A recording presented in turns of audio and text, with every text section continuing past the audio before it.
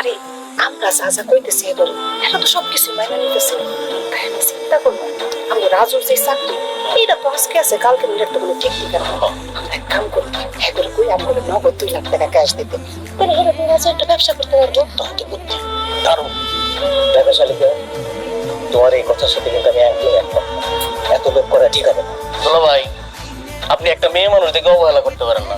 আমার বউ দারুণ বুদ্ধিমতী একটা মেয়ে, যা বলছে সঠিক, প্রয়োজন বাড়ায় আসান।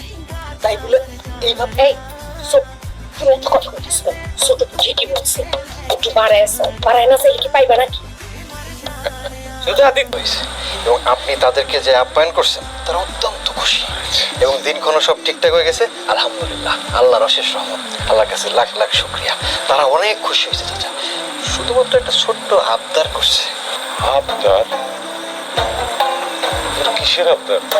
মানে তেমন কোন